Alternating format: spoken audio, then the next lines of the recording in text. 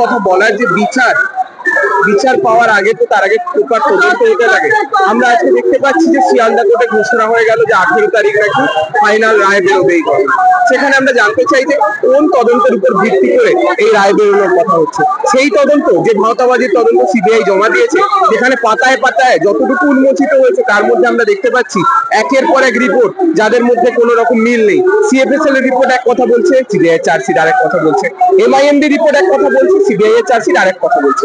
আমরা দেখতে পাচ্ছি সিসিটিভি ক্যামেরার যে রিপোর্ট, সেখানে 20-25 জন ওই ঘরে ঢুকেছে, অথচ সিবিআই নাকি একজন মাত্র মানুষকে এখানে আইডেন্টিফাই করতে পারলো। কেন?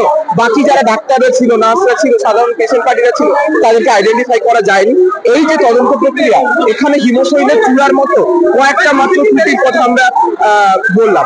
বাকি এই গোটা যে তদন্ত প্রক্রিয়া, সেই তদন্ত প্রক্রিয়ার মধ্যে থেকে যে ঘটনা ঘটেছে তাতে আমরা মনে করছি যে প্রথম 3-4 দিন কলকাতা পুলিশ যে অশুভ উদ্দেশ্য নিয়ে বিভিন্ন প্রভাবশালী মানুষদেরকে আড়াল করার জন্য তাদের যে তদন্ত প্রক্রিয়া চালিয়েছিল, আজকে সিবিআইও হয়তো রাজ্য কেন্দ্র কোনো আতাতের ভিত্তিতে অথবা অন্য কোনো কারণে সেই একইভাবে তারাও কিন্তু আড়াল করতে চাইছে সেই সমস্ত ক্ষমতাশালী প্রভাবশালী ব্যক্তিদের। আমরা মনে করি না ওখানে একটা মেডিকেল কলেজের বুকে একজন পিজিটি ডাক্তারের সঙ্গে এই ঘটনা 8 ঘন্টায় একজন মাত্র মাতাল মিলে করে ফেলতে পারে। আমরা মনে করি এর পেছনে আরো বিভিন্ন প্রভাবশালী বা অপ্রভাবশালী ব্যক্তিদের প্রত্যক্ষ ও পরোক্ষ হাত রয়েছে, এবং তারা প্রত্যেকে খুনি, তারা প্রত্যেকে ধর্ষক।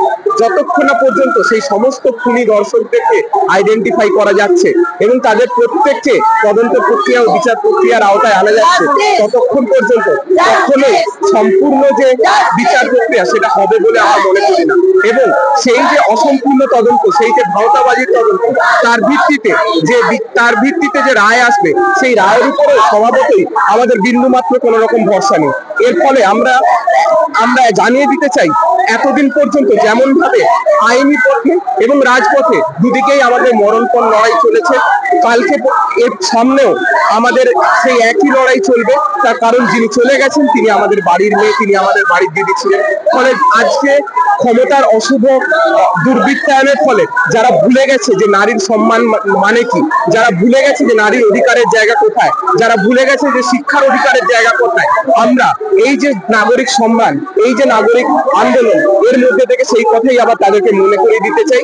এবং একই সঙ্গে বারবার যে কথা আমরা বলতে চাই, যতক্ষণ না আমাদের দিদির বিচার আমরা পাবো, ততক্ষণ আমাদের এই আন্দোলন চলতে থাকবে।